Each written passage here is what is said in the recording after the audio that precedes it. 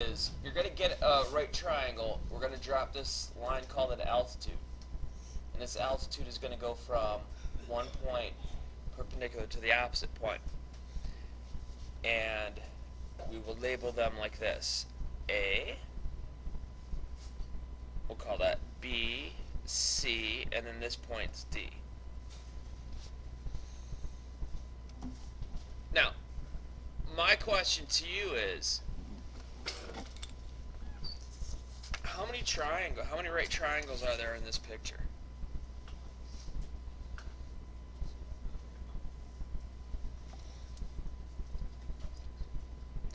It's not 2 and it's not 4. There's 3 of them. The first one is this big one. Then you have this small one right here, or the second biggest one, ADC. Then you have CDB. So there are 3 different triangles. The neat thing about this is all 3 of them, as long as you have that altitude coming down to from the right angle of the big triangle down here, they're all similar to each other. So we could say this: triangle ABC is similar to triangle ACD, and it's similar to triangle CBD.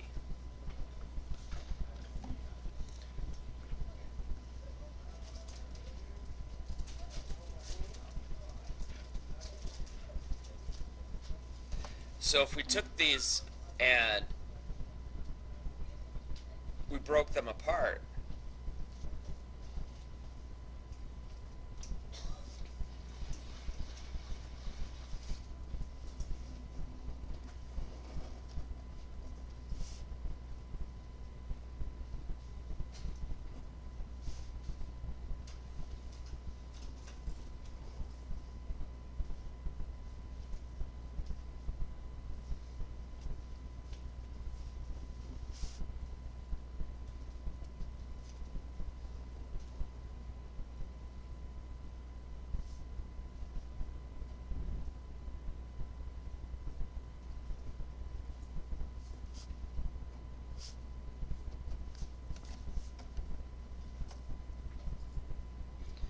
you break them up in these 3 different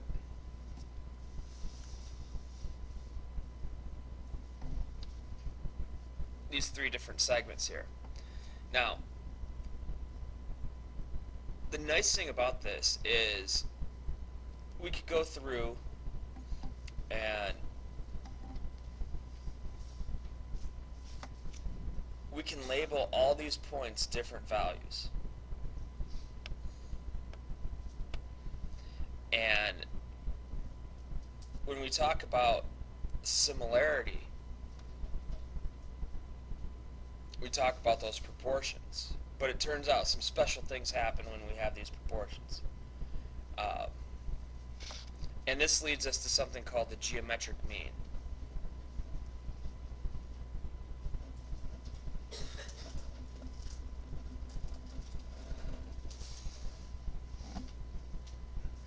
And let me just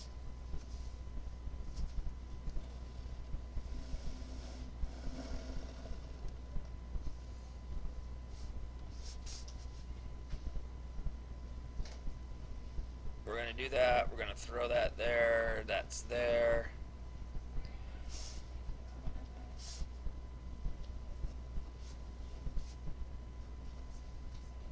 And I'm going to label these different parts. I'm going to label this X, this Y, this is A, this is B, this entire part right here is C, and I'm going to call this H. So we're going to have these different parts here, and I don't know if this is going to work too well. No, that doesn't work too well.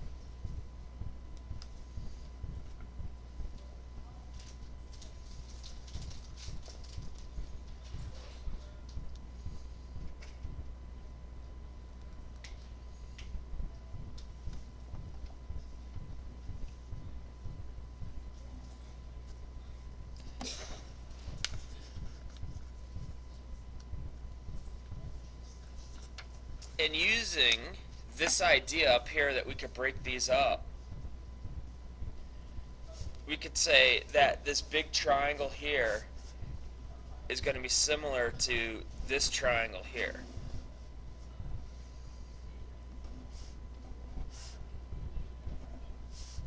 Where that's H, that's B, and that's Y. And that's going to be similar to a different triangle.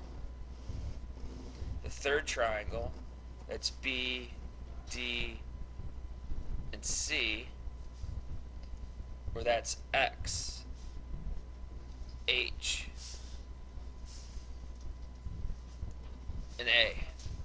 Now, I know this is kind of confusing looking at all these different things. But what we've done is we've basically taken the triangle, broken it up into 3 triangles, labeled all the segments that we could, and then put them in a basic order that we could deal with.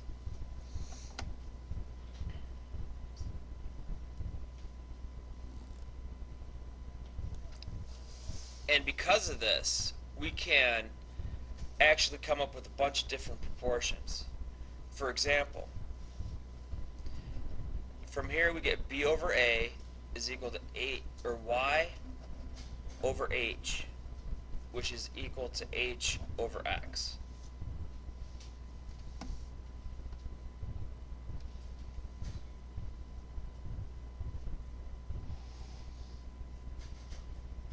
We also get C over, from this one, C over A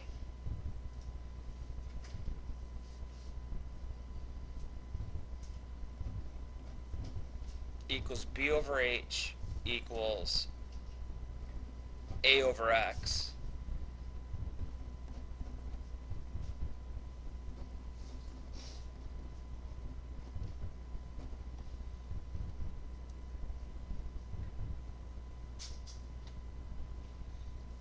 And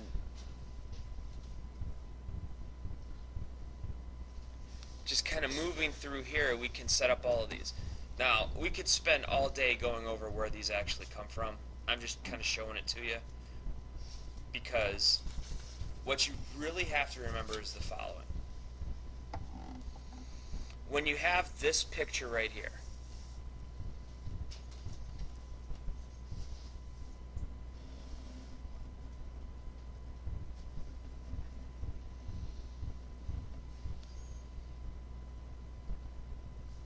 there's 2 things that happen.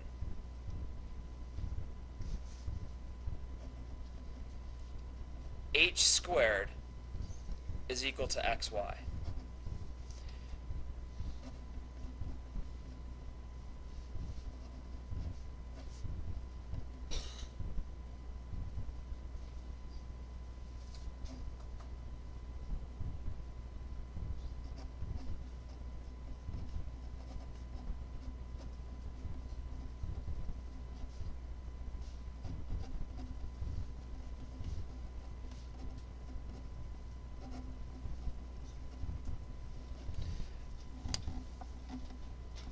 So the first one says that the altitude here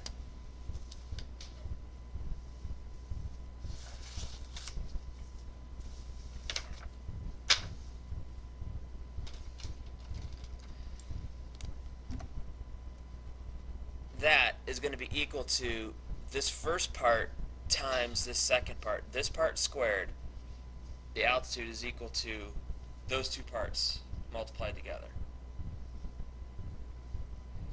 So that's one thing that you get out of this.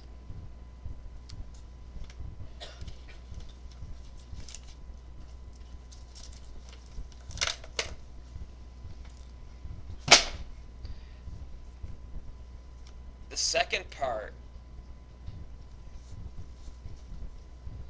that you really need to know is this. A squared is equal to XC.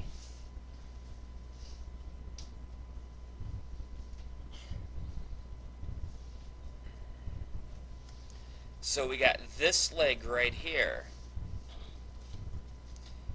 is equal to the small chunk that's connected to it times the entire hypotenuse.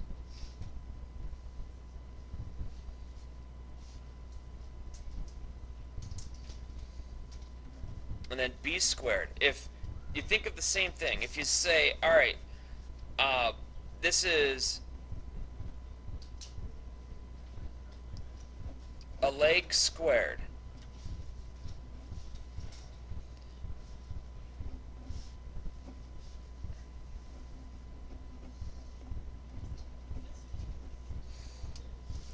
And it says x times c. There's x. C is the entire hypotenuse of the big triangle. So if I take one leg and I square it, now x is the part that connects to this leg. So how can we describe that so we can remember it kind of in words instead of just trying to remember a squared equals x times c, so we can look at something a little bit better.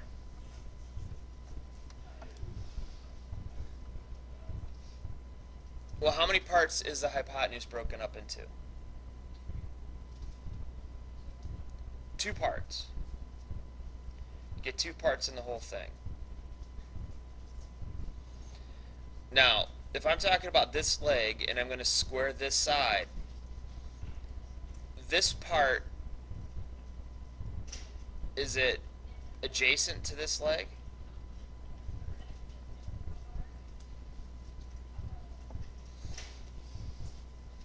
It is.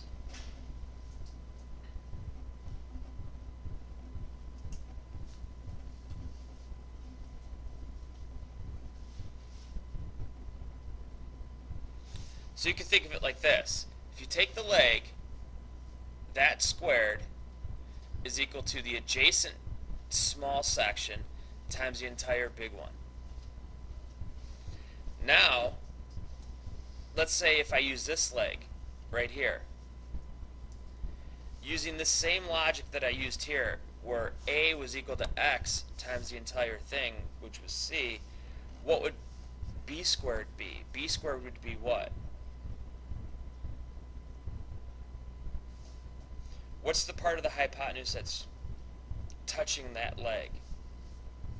Is it the x or the y part? What is it? The y part. And then that has to be multiplied by the entire thing. So again, this is the leg squared, and even you can think of it, the part touching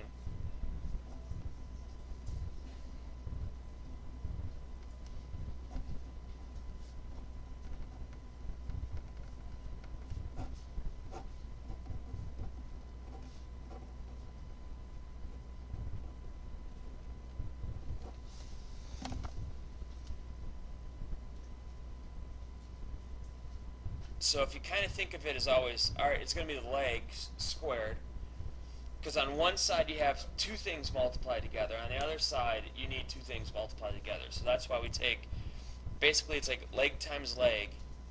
That's 2 things multiplying together. It's 2 factors. And on the right side, we need 2 factors. It's just going to be that closest part, the one that's actually touching it, times the entire thing.